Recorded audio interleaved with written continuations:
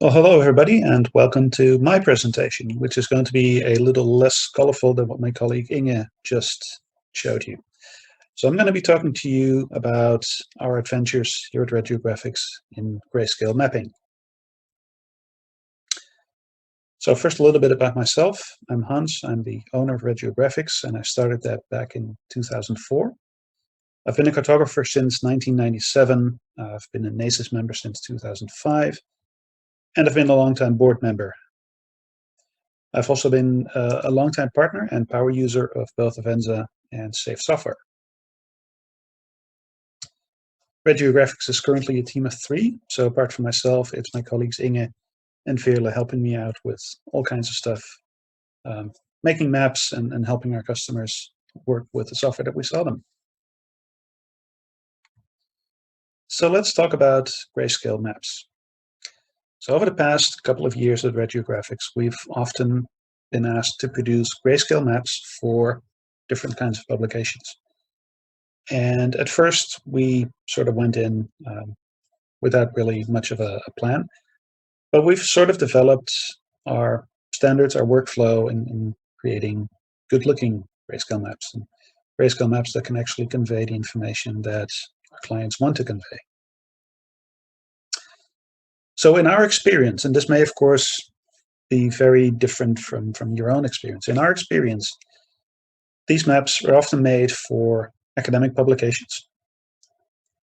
They're often fairly small in size, usually just a couple of inches across.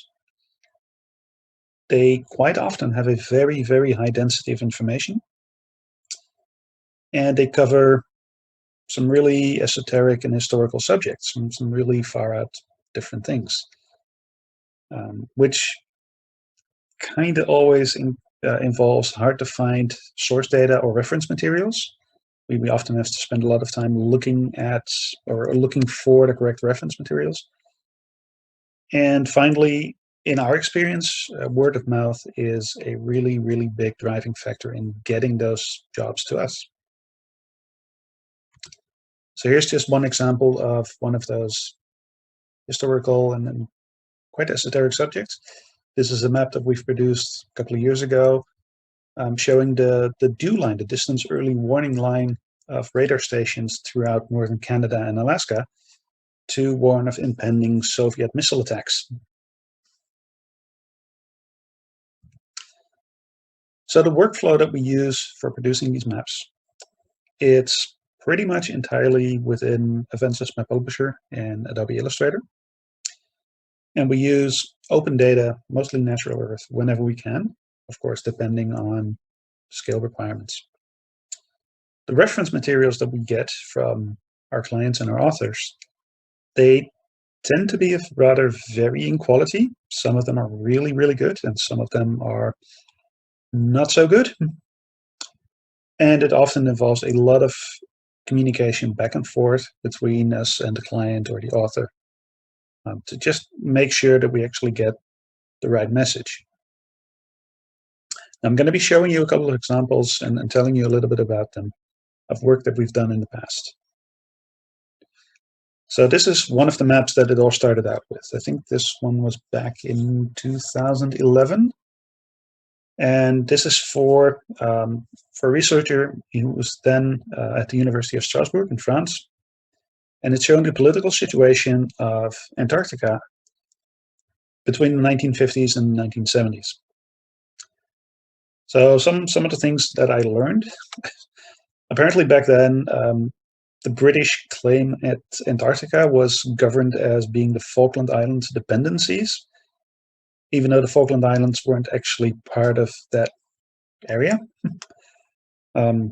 At the time that I was making these maps, there was actually no data for the Antarctic claims in Natural Earth. So I ended up donating that. Of course, there's 3 overlapping claims, the British one, the Argentine one, and the Chilean one, which is kind of tricky to display on a map if you are limited to grayscale.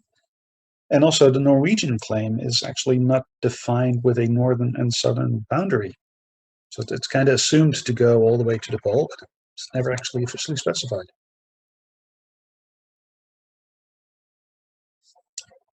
So this researcher, he's actually been going from university to university and has been making publications, and he's been hiring us to do the maps for them.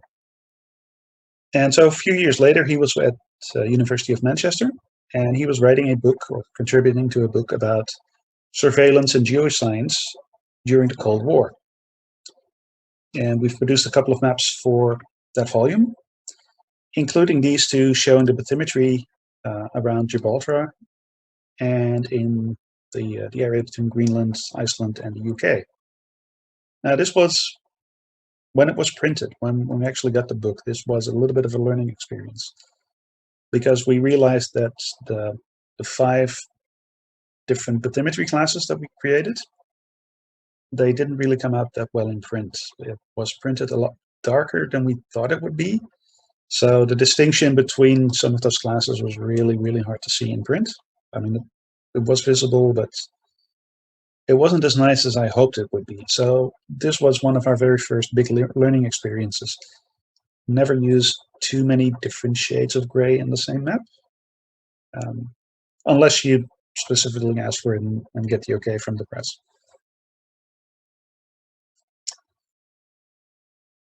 And when it comes to reference materials, so for the same book on surveillance, he wanted me to show the petroleum concessions in Algeria in 1952.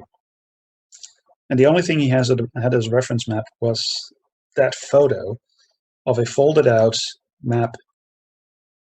And it was, well, it was really hard to georeference to begin with. I ended up sort of reconstructing the boundaries as best as I could.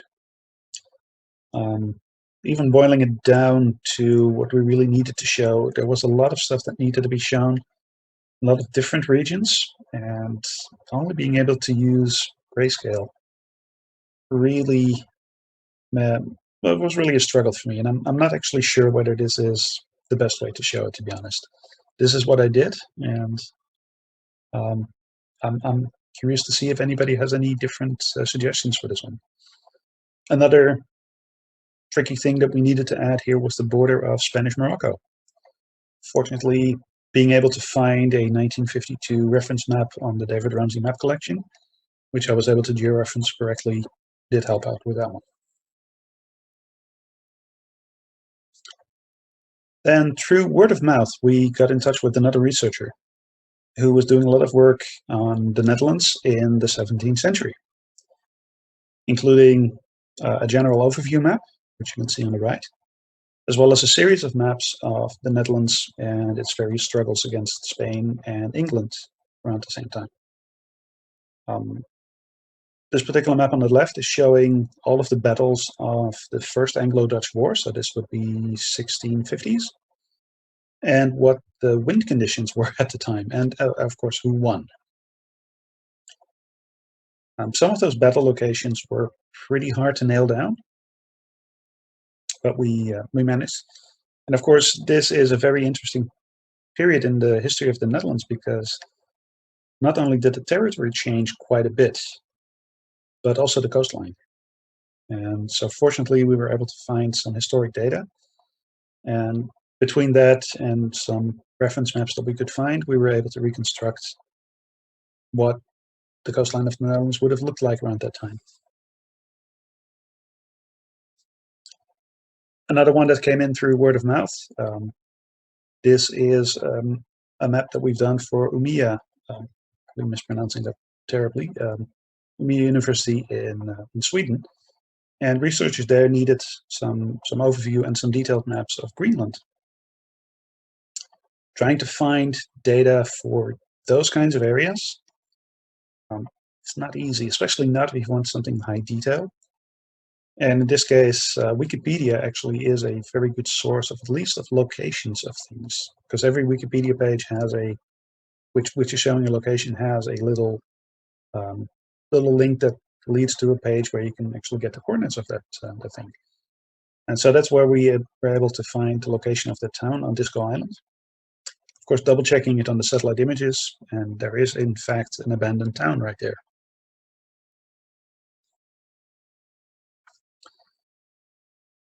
The most recent work that we've done again, for this same researcher that has been coming back to us a lot of times, is a series of 30 maps for a volume being published next year by Cambridge University Press about the status of research in the Arctic and Antarctic regions. And this is probably one of the most high density maps in terms of information of that series of 30 that we had to make. And this particular author wanted a lot of information in there. We weren't able to get all of it in there, to be honest. One of the things he wanted was also make a distinction between the kind of products that would flow through the pipelines, whether it's crude oil or refined oil. And I just basically had to stop him and say, yeah, this is getting a little bit too much for a small map just in grayscale. Some interesting challenges trying to find the locations, for example, of the airfields. Those are the airfields of the Northwest Staging Route, which was being used to transport goods to the Soviet Union during World War II. Fortunately, there's a table on Wikipedia, which we're able to automatically work with in FME and turn it into a shapefile that my publisher can read.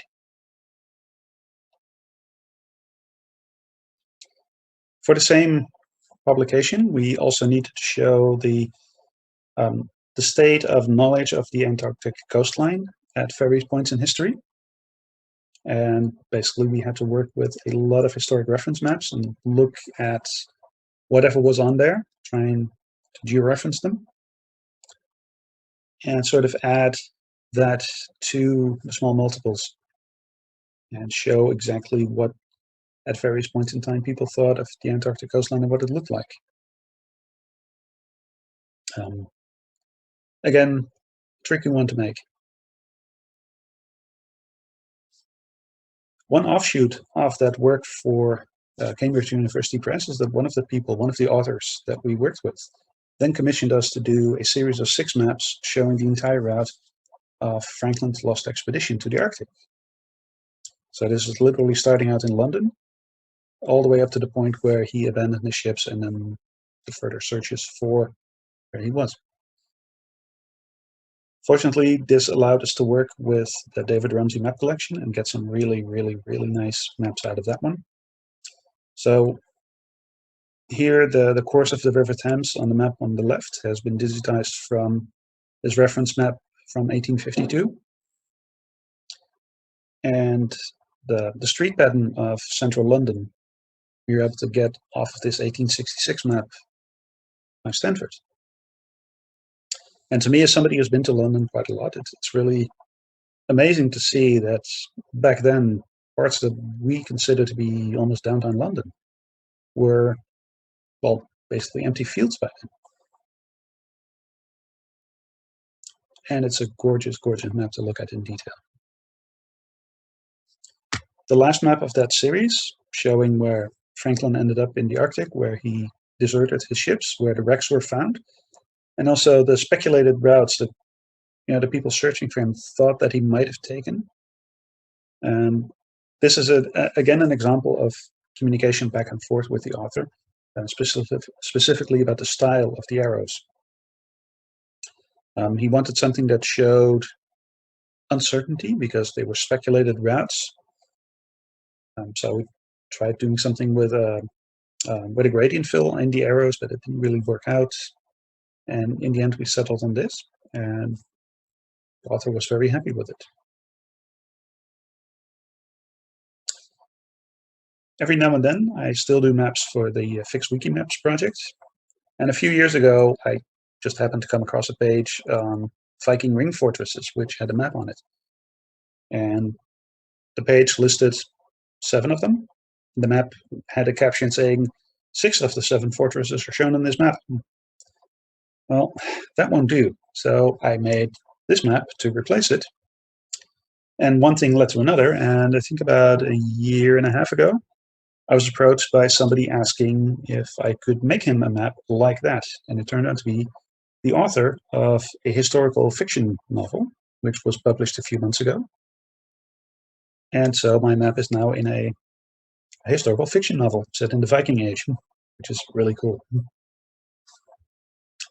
So we like to keep on working on these kinds of maps. We really enjoy it.